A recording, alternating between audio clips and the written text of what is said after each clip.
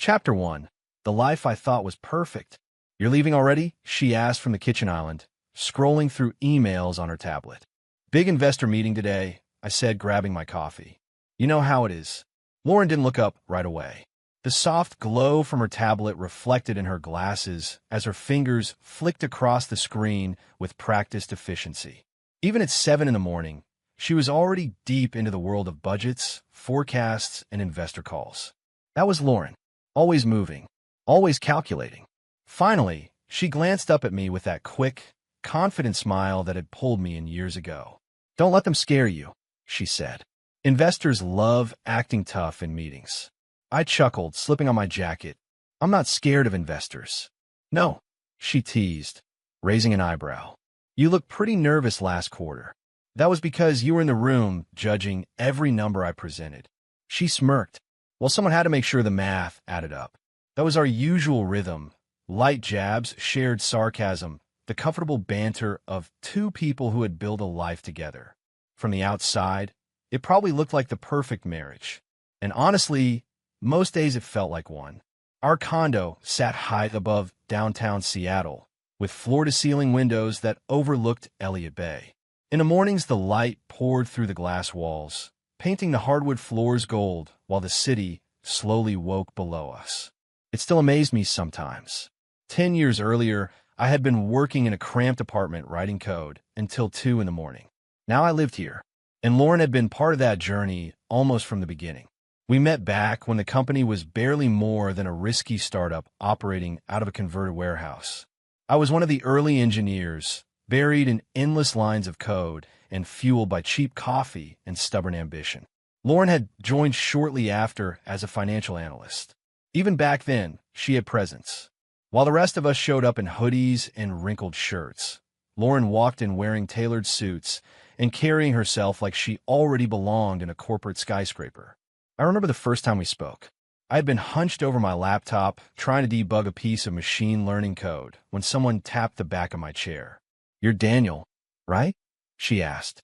I turned around, confused. "Yeah." She extended a hand confidently. "Lauren Carter, Finance Department." Her handshake was firm, direct. "You're the guy building the predictive model everyone's excited about." I shrugged awkwardly. "Trying to." She smiled slightly. "Well, try faster. The investors want to see it next quarter." I had laughed then, but she hadn't been joking. That was Lauren, focused, ambitious, and always thinking 3 steps ahead. Somewhere between late-night deadlines and early morning meetings, we started spending more time together. Coffee runs turned into lunch breaks. Lunch breaks turned into dinners after work. Before long, we weren't just building a company together. We were building a life. Earth to Daniel. Lauren's voice pulled me back to the present. I blinked, realizing I had been standing there staring out the window. "You spaced out again," she said. "Just thinking. That's dangerous before coffee." I took a sip from the mug and grimaced. "This is cold. You took 10 minutes to drink it." "Because someone distracted me." She rolled her eyes but smiled faintly. "You're the one with the big meeting today," she said, tapping her tablet again. "Don't blame me if you're late." I glanced at the clock. 7:32. All right, I should go. "Wait." She slid off a stool and walked over to me. For a moment, the CFO disappeared, and the woman I married stood there instead. She straightened my collar with careful fingers. "You worry too much," she said quietly. "I don't worry. You absolutely do." She kissed me quickly. "Now go impress the investors." I smiled. "Yes, ma'am." The elevator ride down to the parking garage was quiet, giving me a few minutes to shift my mind into work mode. The company had grown faster than any of us expected. Hundreds of employees, major investors, international partnerships. And at the center of it all was the project my team had been building for the past year, an AI system that could predict large-scale market behavior in real time. If it worked the way we believed it could, it would change everything. I pulled into the company parking garage 20 minutes later and stepped into the lobby. The office buzzed with the usual morning energy, people carrying laptops, grabbing coffee, arguing about deadlines. "Morning, Dan," someone called. "Morning." I headed toward the engineering floor when I heard a familiar voice behind me. Well, I sighed before even turning around. "Kyle." He leaned casually against the hallway wall, holding a coffee cup and wearing the same smug expression he always seemed to carry. Kyle Thompson, Lauren's ex-husband. Even after all these years, the title still felt strange in my head. They had been married before I ever met her. The relationship ended badly, or at least that's how Lauren had described it. But somehow Kyle still ended up working at the same company. And somehow, we kept running into each other. He pushed himself off the wall and walked over, looking amused. "You still working on that algorithm, buddy?" he said. I kept my expression neutral. "Morning to you too." Kyle took a slow sip of his coffee. "Just saying," he continued, that cocky smirk spreading across his face. "Someone's got to build the stuff you take credit for." I met his eyes calmly. "Someone's got to keep the operations team from screwing it up too." His smile widened. "Oh, I like that," he said. "Confidence. That's new." I stepped around him. "Meeting in 10 minutes, I said. "Try not to be late." Kyle chuckled behind me. "Wouldn't dream of it." I walked toward my office, pushing the irritation aside. Kyle had always been like that. Cocky, needling, always trying to get under my skin, but I never let it turn into a real fight. Because at the end of the day, I trusted Lauren. Whatever history she had with Kyle was in the past. That's what I told myself anyway. And for years, I believed it. The truth was, my life looked exactly the way I had always hoped it would. A successful career, a beautiful wife, a future that seemed perfectly aligned. From the outside, everything looked solid, stable, unbreakable. I brushed off Kyle's smirk and stepped into my office, setting my bag down beside the desk. At the time, I truly believed my life was exactly where it was supposed to be. I trusted my wife. At least I used to. Chapter 2, The First Red Flags. At first, it was small things. So small that any reasonable husband would probably ignore them. I did, for weeks, maybe longer. Life kept moving the way it always had. The company kept growing, meetings filled my calendar, and the AI project consumed most of my waking hours. Between investor presentations, engineering deadlines, and internal reviews, I barely noticed how slowly things were changing at home. But looking back now, the changes were there. The first one was Lauren's schedule. Lauren had always worked hard, harder than almost anyone I knew. Being the company's CFO meant endless spreadsheets, financial reports, and late-night strategy calls with investors across different time zones. Late nights weren't new, but these nights were different. One evening, I arrived home around 8 after a brutal day of debugging code that refused to cooperate. The condo was quiet when I stepped inside. Too quiet. Normally, Lauren beat me home. I loosened my tie and glanced toward the kitchen. The lights were still on, but her laptop bag wasn't on the counter where she usually dropped it. I checked my phone. No message. I walked to the fridge, grabbed a bottle of water, and glanced out the massive windows overlooking the city. The skyline glowed against the darkening sky. Seattle nights always had a strange calm to them. At 8:47, my phone buzzed. "Lauren, still at the office. Finance issue. Don't wait up." I frowned slightly but typed back. "No problem." I heated up leftover pasta and ate alone at the island. By the time Lauren finally came home, it was after 11. The door opened quietly. "You're still awake?" she asked, stepping inside and slipping off her heels. I looked up from the couch. "Just finishing some work." She set her bag down and rubbed the back of her neck. "God, today was insane." "Everything okay?" I asked. "Yeah," she said quickly. "Just budgeting stuff." I nodded. That was it. Nothing unusual. Except it kept happening. The next night, she stayed late again. Then again, 2 days later. Then again the following week. At first, I barely questioned it. Lauren was ambitious. When something needed to get done, she stayed until it was done. That was who she was. But one night, about 2 weeks later, I came home earlier than expected. The condo was dark. Lauren wasn't there yet. I changed clothes and sat down at the kitchen island, scrolling through emails on my phone while waiting. Around 9:30, the door opened. Lauren stepped in quickly, looking slightly surprised to see me. "Oh," she said. "You're home." "Yeah," I said casually. "Wrapped up early." She walked past me toward the kitchen. "Busy day." "The usual." She grabbed a glass from the cabinet and filled it with water, drinking it quickly. "You've been working late a lot lately," I said. The moment the words left my mouth, I felt the shift. It was subtle, but real. Lauren set the glass down harder than necessary. "Why are you so interested in my schedule lately?" she snapped. I blinked, caught off guard. "I was just asking." "Well, don't," she said sharply. "Finance is dealing with some complicated things right now." "I didn't mean anything by it," I said calmly. She exhaled slowly and rubbed her temple. "Sorry," she muttered. "Long day." I nodded, letting it go, but the moment lingered. Lauren wasn't someone who usually snapped like that. Still, everyone had stressful weeks. I pushed out of my mind until the phone call started. The first time I noticed, it was late on a Sunday night. We were both in bed. I was half asleep when Lauren's phone vibrated on the nightstand. She grabbed it quickly. "Hello?" she whispered, sliding out of bed. I heard the bedroom door close softly. At first, I didn't think anything of it. But 10 minutes passed, then 15. When she finally came back into the room, I pretended to still be asleep. Her side of the bed dipped slightly as she lay down. Her breathing was steady, but I could feel tension in the air. The next night, it happened again. Another phone call, another quiet conversation in another room. I started noticing more things after that. Little things. Things that didn't quite add up. One afternoon at the office, I walked into a conference room to grab a charger. Lauren and Kyle were already inside. They stopped talking when I entered. Kyle leaned back in his chair, smiling lazily. "Well, look who it is," he said. Lauren stood up quickly. "We were just discussing budget allocations," she said. I nodded slowly. Didn't mean to interrupt. Kyle's smirk grew slightly. "You never interrupt, Dan," he said. Something about his tone irritated me, but I ignored it.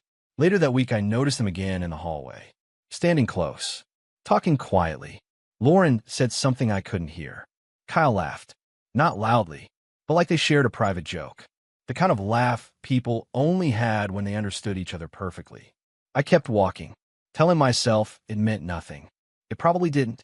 Kyle worked in operations. Lauren handled finance. Of course they had meetings. Of course they talked. Still, something about it bothered me. The feeling followed me for days, until the company's quarterly networking event. The whole office had gathered at a downtown rooftop bar. Music played softly, drinks flowed freely, and everyone was celebrating the latest funding round. I stood near the railing talking to one of the engineers when I saw Lauren across the patio. She looked incredible in a dark blue dress, her hair falling loosely over her shoulders. Kyle stood beside her. They were talking closely, closer than colleagues usually did. I watched as Kyle leaned slightly toward her. Then he whispered something into Lauren's ear. I couldn't hear what he said, but I saw her reaction. She laughed. Not politely. Not the polite laugh she used with coworkers or investors. It was a different laugh. A familiar one. The kind she used to laugh with me when we first started dating. My stomach tightened unexpectedly. For a moment, the noise of the party faded. Kyle stepped back with that same cocky grin. Lauren lightly shoved his arm. Then they continued talking like nothing had happened. I forced myself to look away, because the truth was simple. There was probably a perfectly reasonable explanation. Kyle was just being Kyle. Lauren was just being friendly. That was all. Still, as I stood there staring out at the city lights, a quiet uneasiness settled somewhere deep in my chest. And no matter how hard I tried to shake it, one thought kept repeating itself. You're imagining things. Chapter 3, the project that changed everything. The AI project started as an idea scribbled on a whiteboard. By the time it reached development, it had turned into the most ambitious thing our company had ever attempted. I still remembered the moment it officially became my responsibility. It happened during an executive strategy meeting 6 months earlier. The founders, department heads, and senior engineers were packed into the large glass conference room overlooking the city. Charts glowed across the presentation screen. Market projections, investor forecasts, potential revenue. At the center of it all was the system my team had been building in quiet corners of the engineering floor. A predictive AI platform capable of analyzing massive streams of market data in real time. If it worked the way we believed it could, it would give companies something they'd never had before, an almost frightening level of financial foresight. The CEO had looked directly at me that day. "Daniel," he said, folding his hands on the table, "you built the core architecture for this system. We want you leading the project." Every pair of eyes in the room had turned toward me. I tried to stay calm. Understood, I said simply. Lauren had been sitting across the table that day, her expression thoughtful as she flipped through the financial projections. Finally, she looked up. Finance will oversee the investment flow, she said confidently.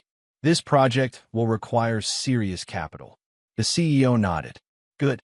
Then we're aligned. That was the moment everything changed. Because from that day forward, the AI platform wasn't just another engineering project. It became the company's future. Investors started asking about it constantly. Weekly reports became mandatory. Every department suddenly wanted involvement, which was how Kyle ended up in the picture. I found out during the first major coordination meeting. The engineering team had gathered in the large development conference room. Laptops were open, diagrams covered the whiteboards, and tension buzzed through the air. This project meant pressure. Real pressure. The door opened just as the meeting began. Kyle walked in carrying a tablet and a coffee. His expression relaxed like he was strolling into a casual lunch instead of a high-stakes planning session. He pulled out a chair and sat down beside the operations team. I glanced at him briefly before looking back at the agenda. "What's Kyle doing here?" one of my engineers whispered. Before I could answer, Lauren stepped forward from the front of the room. She was dressed in a sharp gray suit, tablet in hand. "All right, everyone," she said, her voice clear and authoritative. "Before we begin, there's been a small change to the project structure." My stomach tightened slightly. Lauren tapped the screen behind her, bringing up a revised organizational chart. Due to the scale of this initiative, she continued, operations will now play a larger role in the rollout phase. Her hand gestured casually toward the back of the room. Kyle will be leading that department's involvement. Kyle leaned back in his chair with a slow grin. A few people exchanged glances. I kept my voice neutral. Operation support makes sense, I said, as long as engineering still controls the system architecture. Lauren nodded. Of course, but something in her tone felt distant. The meeting moved forward. At first, things stayed professional. We discussed deployment pipelines, data processing capacity, and security protocols. My engineers presented the system architecture diagrams while the operations team asked logistical questions. Then Kyle started talking. "Let's be honest," Kyle said at one point, leaning back in his chair. The room quieted slightly. The tech guys always overcomplicate things. A few awkward chuckles drifted through the room. I folded my arms calmly. Overcomplicate how? Kyle gestured toward the whiteboard filled with system diagrams. You've got 12 different predictive layers running simultaneously, he said. Do we really need all that? Yes, I replied simply. Kyle shrugged. Or maybe you just like building fancy toys. My engineers shifted in their seats. I kept my voice steady, and the operations guys always try to cut corners. A few people smirked quietly. Kyle's grin widened. Cutting corners is how you move faster. No, I said evenly. Cutting corners is how you break things. The tension thickened in the room. Kyle leaned forward slightly. You engineers always act like you're building the space shuttle. And you act like software systems magically run themselves, I replied. Lauren cleared her throat. That's enough. Both of us looked toward her. She stepped forward, her expression cool and professional. Kyle has a point about efficiency, she said. The word surprised me. I frowned slightly. What point exactly? Lauren gestured toward the whiteboard. The budget for this project is already significant, she explained. If operations believes there's a way to simplify deployment, we should at least hear them out. Kyle smirked faintly beside her. I felt something twist in my stomach. Lauren had always supported my work before. Always. But now she was standing there backing Kyle's argument. I forced myself to stay calm. The architecture exists for a reason, I said carefully. The predictive accuracy depends on those layers. Kyle shrugged again. Or maybe it depends on engineers not making things overly complicated. One of my engineers muttered something under his breath. Lauren raised her hand again. Enough, she repeated. We're not turning this into a department rivalry. She looked at me. Daniel, continue with the rollout timeline. The meeting moved on, but the tension didn't disappear. If anything, it grew worse over the following weeks. Kyle challenged nearly every technical decision my team made. Deployment timelines, infrastructure costs, testing phases. Every meeting became a subtle tug of war. And every time things escalated, Lauren stepped in. But not the way I expected. More and more often, she sided with Kyle. Operations needs more flexibility. Engineering should reconsider the timeline. We need to control costs. Each comment sounded professional, reasonable, but the pattern slowly started to form. At first I told myself it meant nothing. Lauren was the CFO. Her job was protecting the company's finances. Of course she would push for efficiency. Of course she would challenge engineering decisions. That was normal. That was professionalism. Still, every time Kyle leaned back in his chair with that smug look, every time Lauren nodded thoughtfully at something he said, that tight feeling returned to my stomach. At first I told myself it was just stress. The project was massive. Pressure made people act differently. That was all.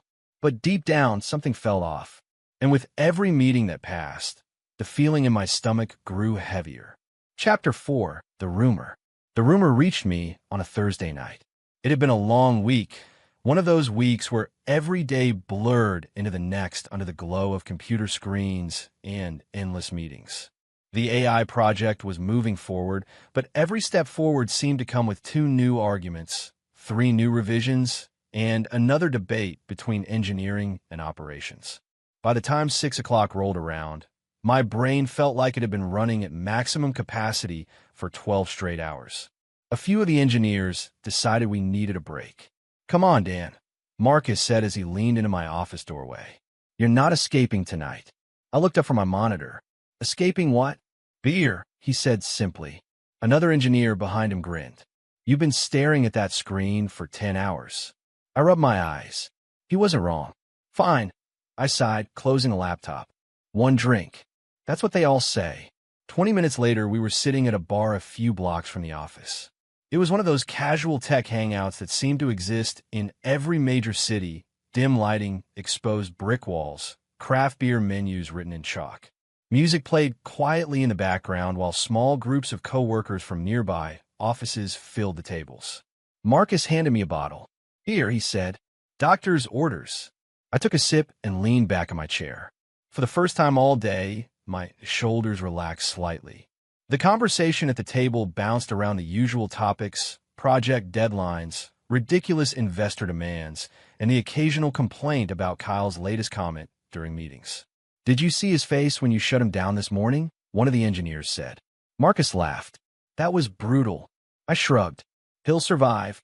"Oh, he will," Marcus said. "Guys like Kyle always do." The table chuckled. I try not to think about it. Lately, it felt like Kyle showed up in every conversation. Eventually, the group started thinning out. A couple of the guys left to meet friends. Someone else got a call from their girlfriend.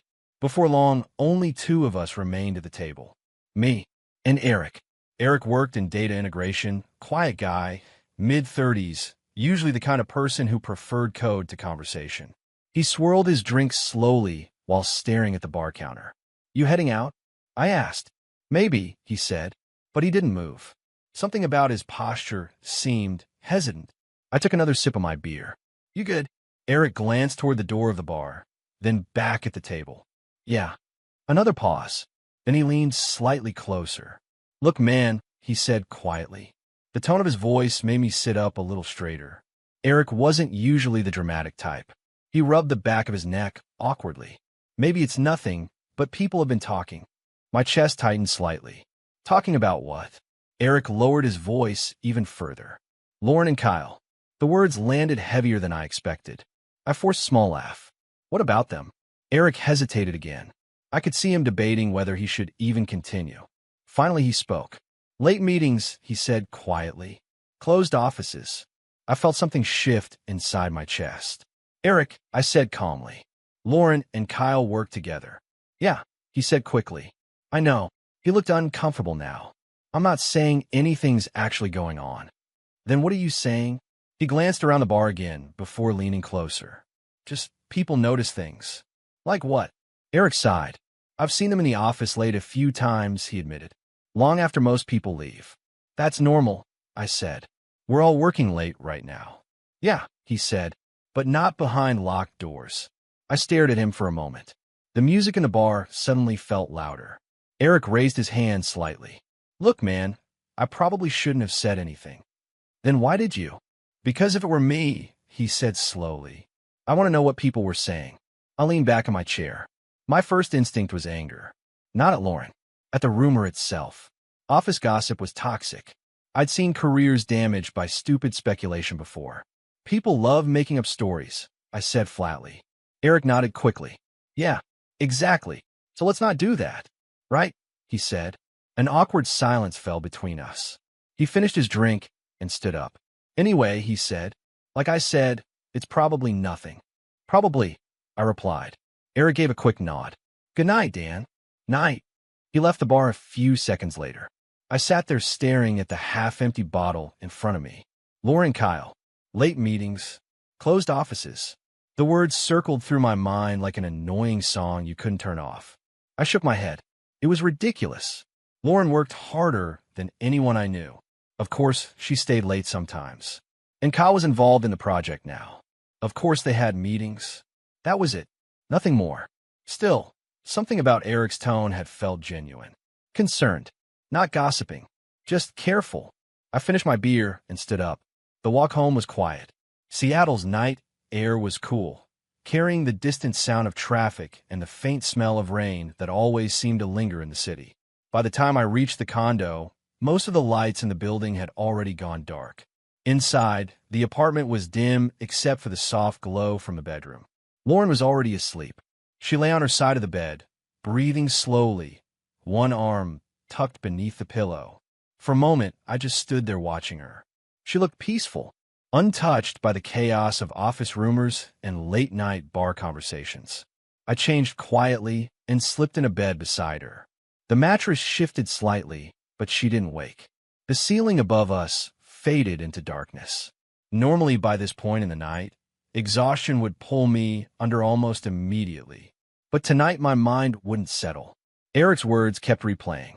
People have been talking. I stared at the ceiling. Lauren shifted slightly beside me, her breathing calm and steady. For years, I had believed I knew everything about the woman lying next to me. Her ambitions, her habits, her thoughts. But tonight something felt different, something distant. And as the quiet stretched deeper into the night, a strange realization slowly crept into my mind. Lauren slept peacefully beside me, and I suddenly realized I didn't know who she was anymore. Chapter 5, The All-Hands Meeting. The announcement for the all-hands meeting arrived early Monday morning. It popped up in my inbox while I was halfway through reviewing system performance logs. Mandatory company meeting, 10 o'clock a.m. Main auditorium mandatory meetings weren't unusual. In a company growing as quickly as ours, leadership gathered everyone together every few months to update employees on strategy, new investors, or upcoming expansion plans. Still, something about this one felt sudden. Marcus leaned over the wall of my cubicle a few minutes later. You see the email? He asked. Yeah. What do you think it's about? I shrugged. Probably funding updates. Marcus snorted. Hopefully it's about giving engineering more budget. You can dream. By the time 10 o'clock approached, the entire office began drifting toward the large auditorium on the first floor. The room was massive, designed for company-wide meetings and investor presentations. Rows of chairs stretched toward a stage at the front where a large screen displayed the company logo. People filled the seats quickly.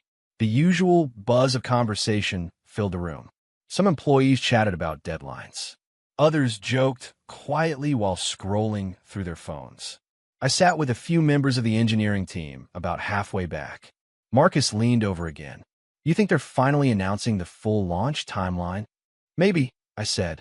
The AI project had become the company's centerpiece. Investors were already asking when it would go live.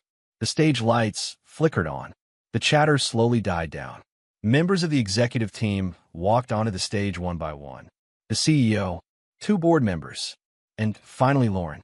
She stepped to the center podium, dressed in a dark blazer and heels, her tablet resting neatly in front of her. Even from across the auditorium, she looked composed, controlled, professional. I had seen her run presentations like this dozens of times. Her voice carried easily across the room. Good morning, everyone. A few scattered greetings echoed back. She tapped the tablet, and the screen behind her lit up with a company performance slide. For those of you who joined us recently, she continued smoothly.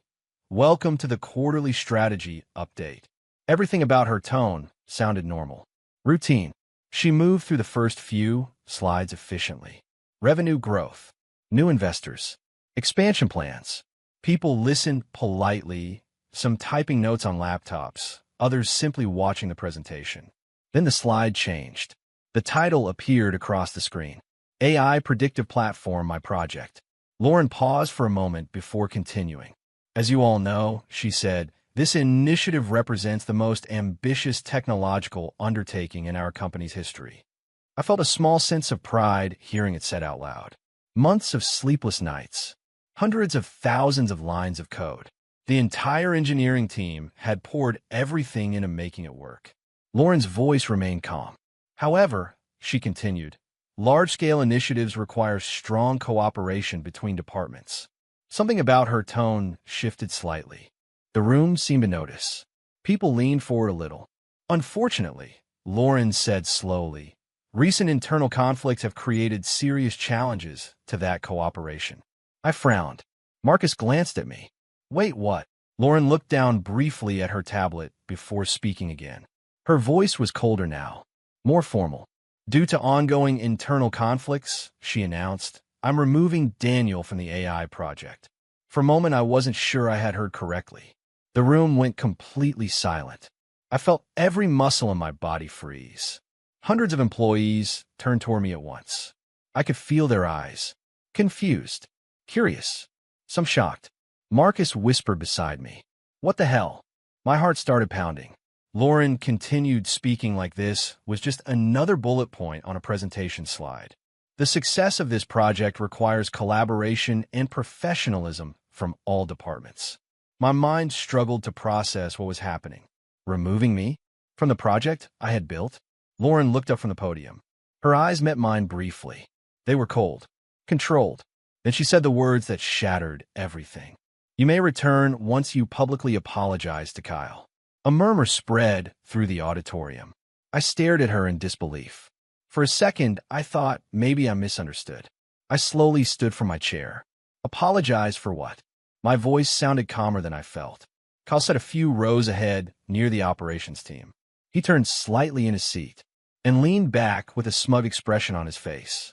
Lauren's posture stiffened. For creating a hostile work environment for my ex-husband. The words hit like a punch to the chest. The room erupted into whispers. Hostile work environment? I felt heat rising in my face. This is ridiculous, Marcus muttered beside me. But I barely heard him. I kept staring at Lauren, waiting for some sign that this was a misunderstanding, a mistake. But her expression never changed. She looked at me the same way she looked at financial spreadsheets or investor reports. Detached, professional, unemotional. Kyle folded his arms and watched the scene unfold with quiet satisfaction. I suddenly realized what this moment really was. It wasn't a misunderstanding. It was a public humiliation, and the entire company was watching it happen. For a few seconds, dozens of possible responses raced through my mind. I could argue, demand proof, call out Kyle's constant interference in meetings. But none of that would matter here. Lauren controlled the narrative. In this stage, in this room. So instead, I nodded. Just once. Okay. The single word echoed strangely in the silent auditorium. The reaction around the room was immediate. Confusion. Shock. People whispering to each other. Lauren blinked slightly, as if she hadn't expected that response. I grabbed my laptop from the chair and stepped into the aisle. No one tried to stop me. No one spoke. Hundreds of employees simply watched as I walked toward the exit. Kyle's smirk followed me all the way to the door. The hallway outside the auditorium felt strangely quiet compared to the tension I had just left behind. I walked slowly down the corridor, past the glass conference rooms, past the engineering floor, past the office where I'd spent years building the system they just took away from me. My footsteps echoed softly against the polished floor. From the outside, I probably looked calm, controlled, professional. But inside something had just snapped. Inside, something broke. Chapter 6, The Truth Revealed. The condo was dark when I walked in that night. The city lights spilled through the massive windows, painting long shadows across the living room floor. Normally, that view had always made the place feel peaceful. Tonight it just felt cold. I set my laptop bag down on the kitchen counter and stood there for a moment, staring out over the skyline. My reflection stared back at me for glass. Tired, confused, angry. The all-hands meeting replayed in my mind like a broken recording. Lauren standing at the podium, her voice calm, controlled. Due to ongoing internal conflicts, I clenched my jaw. The humiliation still burned in my chest. Hundreds of employees had watched it happen. Years of work dismissed in a few sentences. And Kyle, sitting there with that smug grin like he had just won a private game no one else understood. I grabbed a glass from the cabinet and filled it with water, downing it quickly. Part of me wanted to just go to bed and forget the entire day. Pretend it was some strange corporate nightmare that would resolve itself in the morning. But another part of me, the engineer, the problem solver, couldn't let it go. Because something about it didn't make sense. Lauren was many things. Ambitious, strategic, sometimes ruthless in negotiations. But she wasn't careless. Publicly humiliating me like that, it felt calculated. Planned. I picked up my laptop again and walked to the dining table. The screen lit up as I opened it. If something was happening behind the scenes, there would be signs. There were always signs. You just had to look in the right places. I logged into the company network. My access hadn't been revoked yet. That surprised me. Then again, maybe Lauren assumed I'd be too stunned to dig around. She had always underestimated how stubborn I could be. The first thing I checked was my project email threads. Nothing unusual at first glance. Regular engineering updates, deployment discussions, budget requests. But when I filtered the messages by participants, something odd appeared. A long thread between Lauren and Kyle. I opened it. The subject line read, Operations Coordination. The first few messages looked harmless enough. Scheduling discussions, logistics for rollout. But the tone slowly changed further down the chain. Kyle, engineering keeps dragging timelines. We need leverage. Lauren, let me handle Daniel. I frowned. The timestamp was from 3 weeks earlier. My fingers hovered over the trackpad. That was strange. I kept scrolling. More messages appeared. Kyle, he won't back down in meetings. Lauren, then we'll make a management issue. A cold knot began forming in my stomach. This wasn't just normal coordination. This was strategy. Against me. I leaned back in my chair slowly. Okay, I muttered quietly to myself. Maybe the emails were being taken out of context. Maybe I was misinterpreting something. So I opened the internal calendar system next. Lauren's calendar had always been private, but company scheduling logs still recorded meeting room bookings. I searched the conference rooms, then filtered by participant names. Lauren Carter, Kyle Thompson. The results filled the screen. Dozens of entries appeared. Late-night meetings, private conference rooms, some scheduled after 8 p.m., others after 9. Many marked simply as strategy discussion. I stared at the list. There were too many to ignore. My chest tightened as I kept scrolling, meeting after meeting, week after week, all during the same time period when Kyle had started challenging every decision I made, when Lauren had begun siding with him more often in meetings, when the tension around the AI project had slowly escalated. A memory flashed to my mind. The night Lauren had snapped at me in the kitchen. Why are you so interested in my schedule lately? Now I knew why. I opened the building security logs next. Most employees didn't know this system existed, but engineering had access because our servers were tied into the building's security infrastructure. Entry badge scans, timestamps, room access. I typed in their names again. The results appeared instantly. Lauren Carter, entry. 9:14 p.m. Kyle Thompson, entry. 9:16 p.m. same night. Same building. Another entry. Lauren Carter, conference room 3B, access. 10:02 p.m. Kyle Thompson, conference room 3B, access. 10:03 p.m. My stomach twisted. There were more. Dozens more. Late nights. Closed conference rooms. Hours logged inside together. And it all matched the calendar entries. I leaned back in the chair slowly, staring at the screen. Eric's voice from the bar echoed in my head. People have been talking. He wasn't gossiping. He had seen it too. My eyes drifted back to the email thread. Kyle's last message sat near the bottom. Kyle, if he refuses to cooperate, we escalate. Lauren's reply came 2 minutes later. Lauren, leave that to me. A cold wave of realization washed over me. This wasn't just office politics. It wasn't just an affair rumor. They had been working together, planning, strategizing, and today's all-hands meeting had been the final move. Kyle's smug smile in the auditorium suddenly made perfect sense. He had known it was coming. Lauren's cold eyes at the podium replayed in my memory again. She hadn't looked conflicted. She had looked prepared, like someone executing a decision that had already been made long ago. My hands slowly curled into fists on the table. For years, I had defended her. Whenever coworkers complained about Lauren being too aggressive in negotiations, I told them they didn't understand her. Whenever someone mentioned Kyle's lingering presence in the company, I brushed it off. She moved on, I'd always said. She's not that person anymore. But tonight the evidence sat right in front of me. Emails, security logs, calendar entries. Everything pointed to the same conclusion. Lauren and Kyle had been secretly working together for months. But the worst part wasn't the late meetings, or the whispers, or even the possibility of an affair.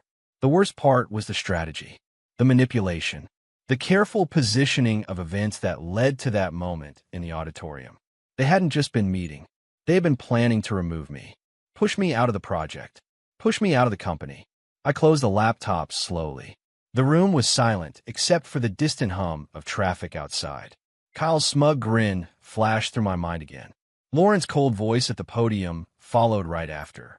For years I had been patient, loyal, protective of her reputation. But something inside me had changed tonight. For the first time in years, I stopped protecting her. Chapter 7, The Quiet Exit. I barely slept that night. The laptop sat closed on the dining table long after midnight, but the information inside it kept replaying in my mind like an endless loop. Emails, calendar entries, security logs. Each piece fit together too perfectly to ignore. Lauren and Kyle hadn't just been working late. They had been coordinating, planning, and yesterday's all-hands meeting had been the final move. By the time the sun began rising over the Seattle skyline, something inside me had shifted. The anger was still there, but it had cooled into something quieter, something sharper. I stood in the kitchen pouring coffee while the city slowly woke outside the condo windows. Morning traffic crawled across the distant highway like a slow-moving river of headlights. Lauren walked into the kitchen a few minutes later. She looked refreshed, relaxed, like yesterday had been just another normal workday. Her hair was still slightly damp from the shower, and she wore one of her usual tailored business suits. She stopped when she saw me already standing there. "Oh," she said casually, "you're up early." I took a slow sip of coffee. Couldn't sleep. She grabbed a mug from the cabinet and poured her own coffee without looking at me. For a few seconds, the kitchen was quiet except for the soft hum of the coffee machine. Then she leaned against the counter and glanced over. Her lips curved into a small, knowing smile. "Learned your lesson?" The question hung in the air. Her tone wasn't angry. It wasn't even confrontational. It was confident, like she already knew how the story ended. I studied her face for a moment. There was no regret there, no hesitation, just quiet certainty. I set the mug down on the counter. "Something like that," I said. She nodded slightly, clearly satisfied with the answer. "Good," she replied. "Then maybe we can move forward without all the unnecessary drama." Unnecessary drama. I almost laughed. Instead, I picked up my bag and headed for the door. "Big day?" she asked behind me. "Yeah." "You planning to apologize today?" I paused briefly, then opened the door. "We'll see." The office felt strangely normal when I arrived.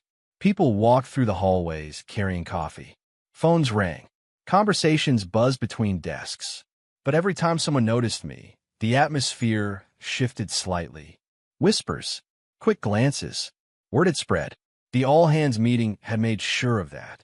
Marcus caught up with me near the elevators. "Dan," he said quietly. I stopped. "You okay?" "I'm fine." He studied my face carefully. "You don't look fine." I shrugged. "Just a long night." Marcus hesitated before speaking again. "You're not actually going to apologize to that guy, right?"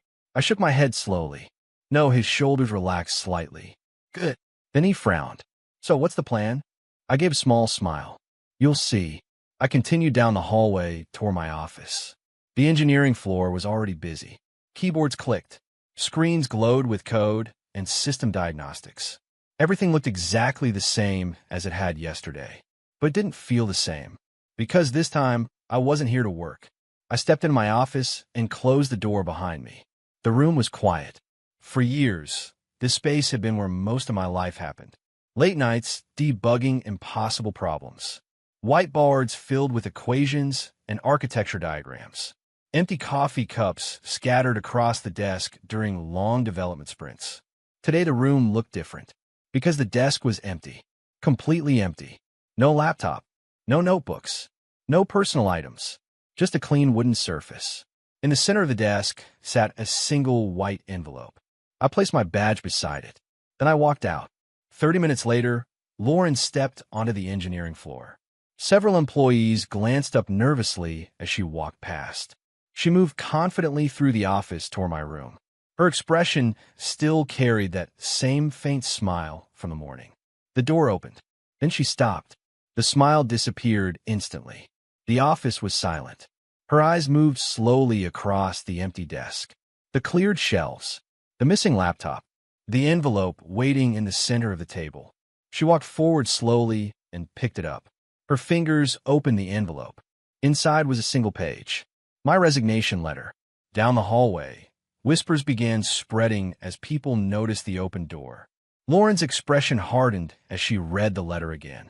Just then, hurried footsteps echoed down the corridor.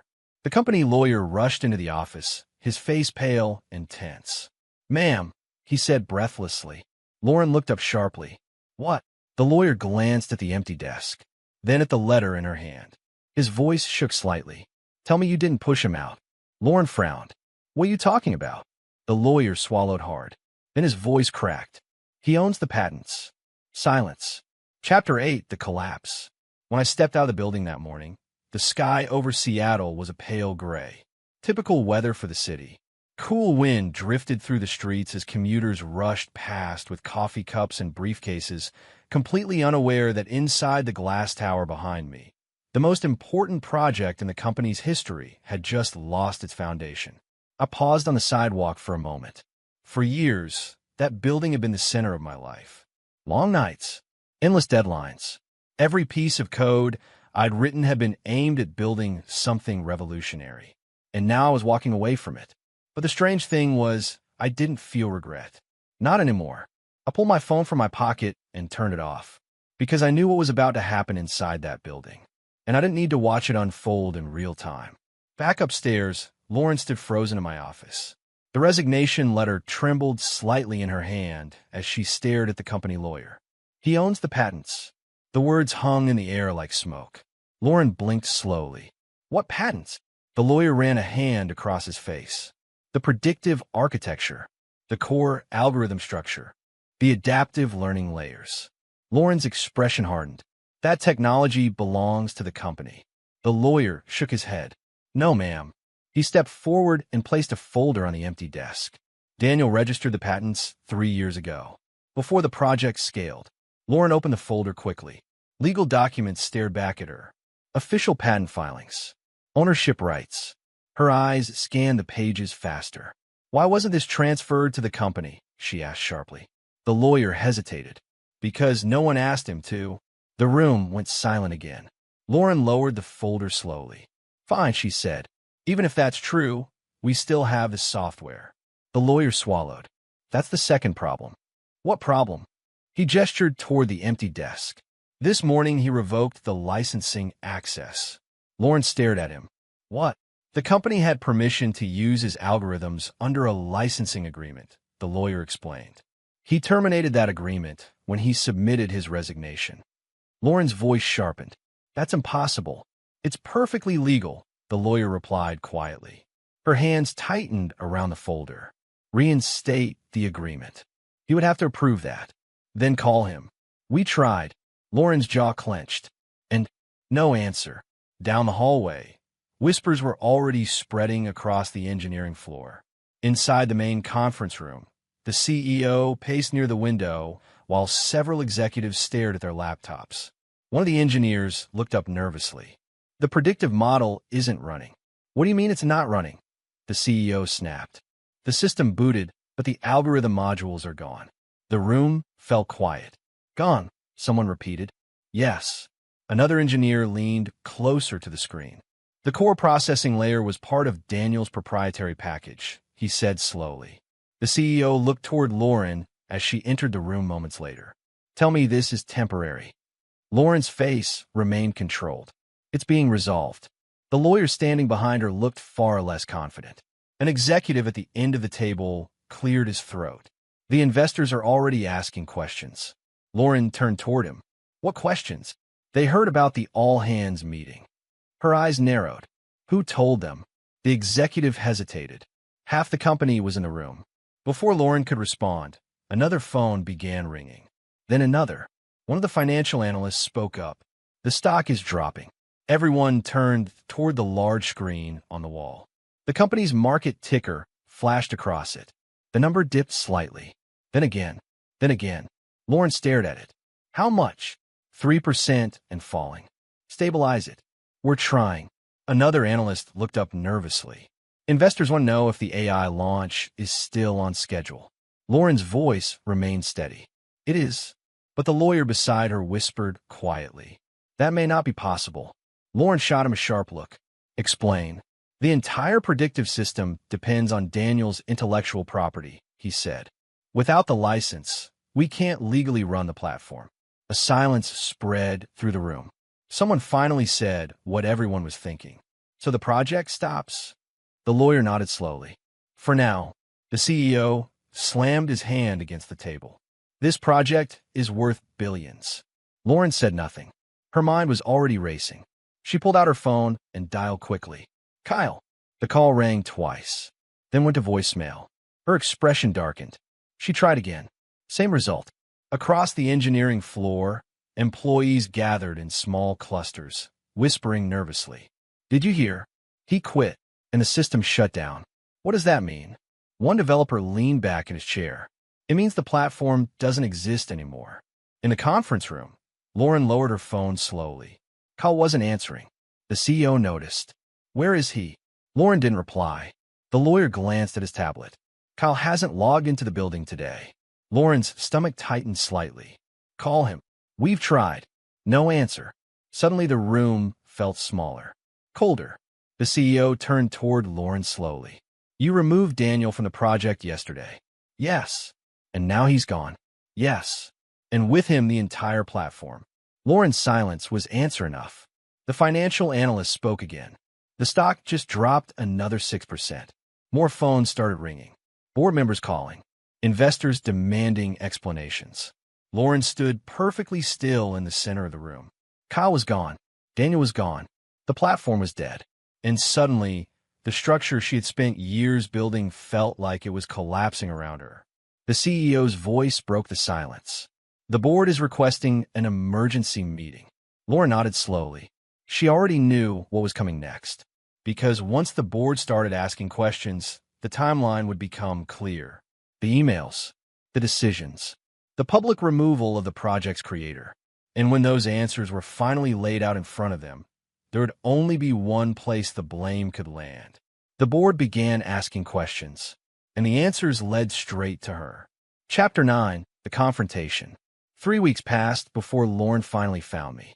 3 weeks was enough time for the storm she created to grow into something far bigger than either of us had imagined.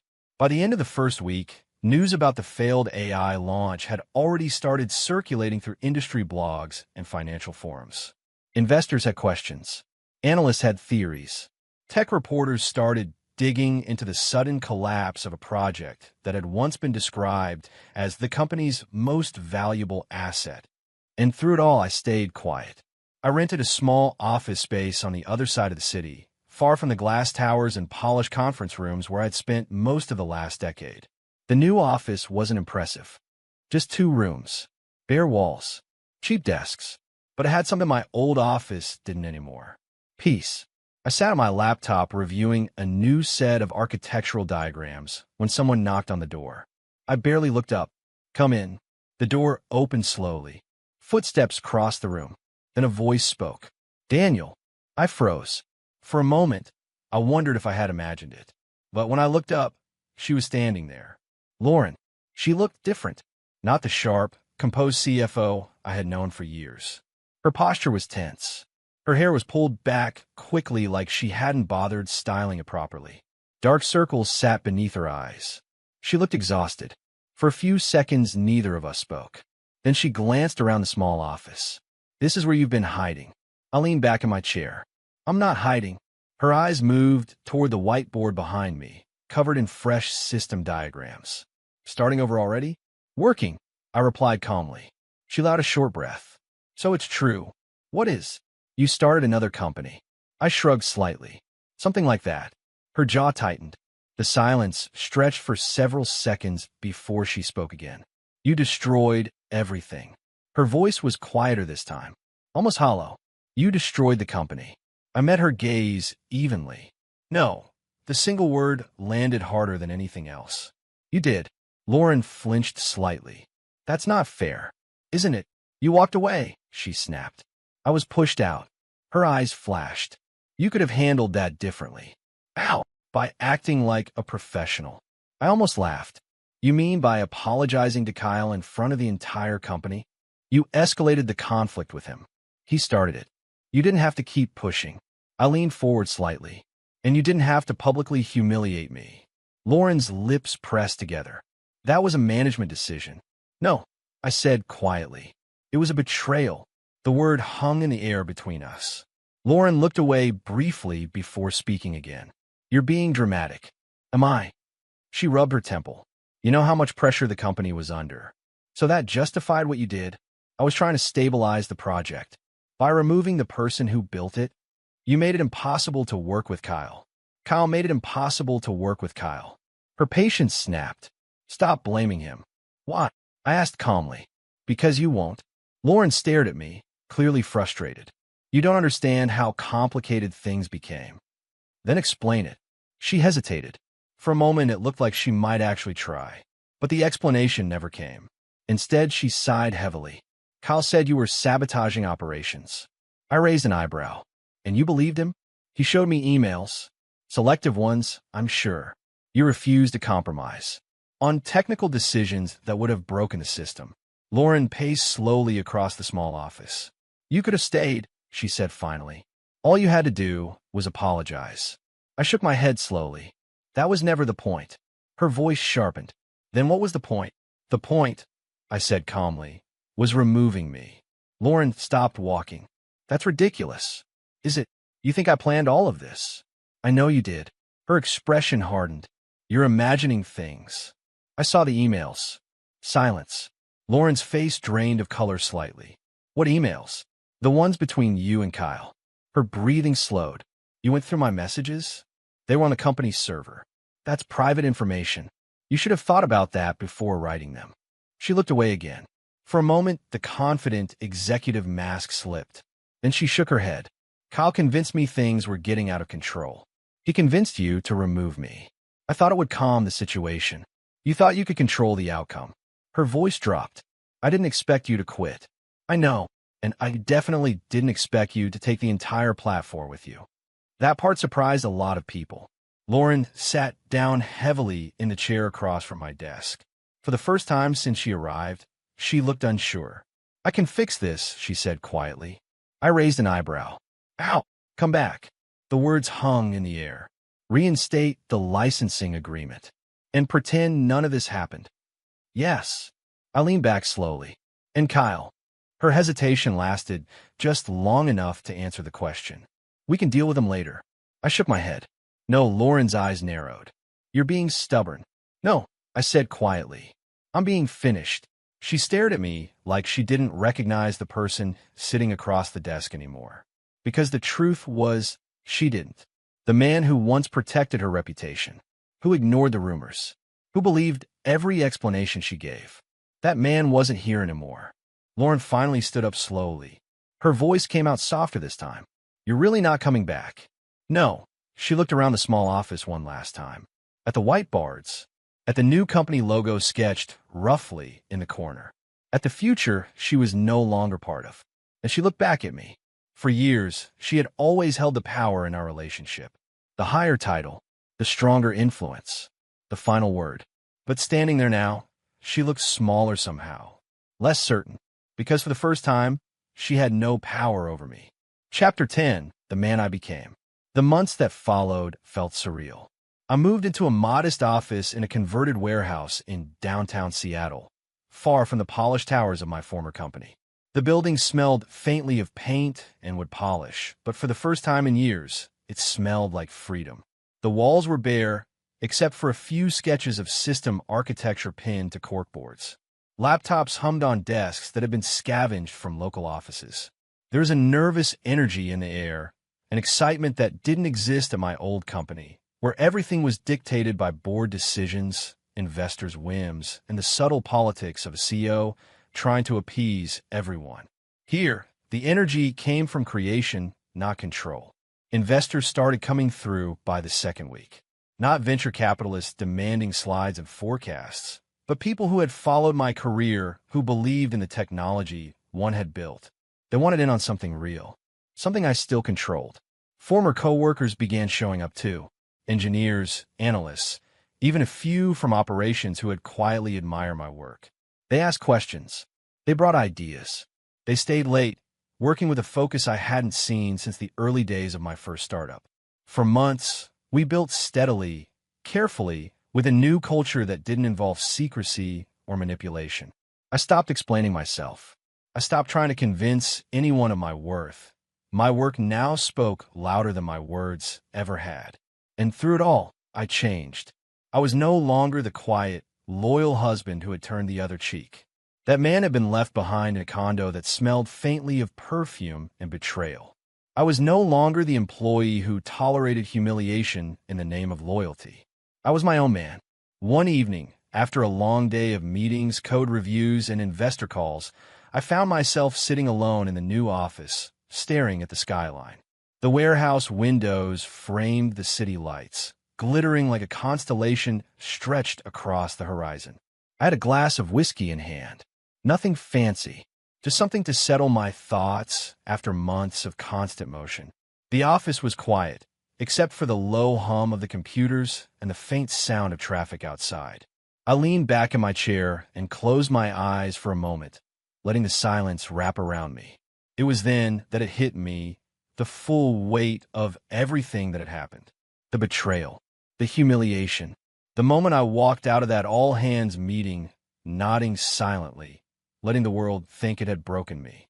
I remembered Lauren's cold eyes on the podium, Kyle's smug grin, the whispers of coworkers, the stares of hundreds of people who had watched my professional life collapse in front of them. And I realized something. Loyalty is not weakness. It's not naive. It's a strength. But giving loyalty to the wrong person, that could cost you everything.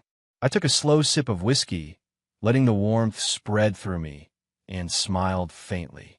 The clarity was intoxicating. For years, I had allowed someone else to define my worth, to dictate my choices, to manipulate my career under the guise of love, respect, or professionalism. No more. I looked around at the small teams scattered through the office, some still at their desks, coding, others huddled over diagrams, debating the next move. They were loyal too, in a sense, loyal to the work, loyal to the vision we were creating together. But this loyalty was mutual. No one was using anyone else as a pawn. I poured another sip of whiskey and set the glass down on the desk beside me. Everything I had lost had led to this moment. Every betrayal had been a lesson in clarity, resilience, and self-worth. The man I had been, the man who had tolerated lies, manipulations, and public humiliation, was gone. The man I had become was here, in this office, in charge of his own life and the destiny of a company built from his own mind. I thought about Lauren one last time. The power she had wielded over me, the arrogance in her smirk, the sense of control she felt when she demanded I apologize to Kyle in front of everyone. That moment had been intended to break me. It hadn't. Walking away had been the real victory. The phone buzzed on my desk, pulling me from my thoughts. A message from one of the engineers. Investor meeting confirmed for tomorrow. They're excited to see our progress. I smiled, not at the message, but at the weight lifted from my shoulders. I was free. I was stronger. I was finally myself. The glass of whiskey caught the dim light of the overhead bulb. I lifted it in a silent toast. Not to the past, not to vengeance, not to the pain that had brought me here, but to the man I had become. And as I stared out at the city lights, I whispered to no one, yet somehow felt it echo across every choice I had ever made. She thought forcing me to apologize would break me, but walking away was the moment I finally won.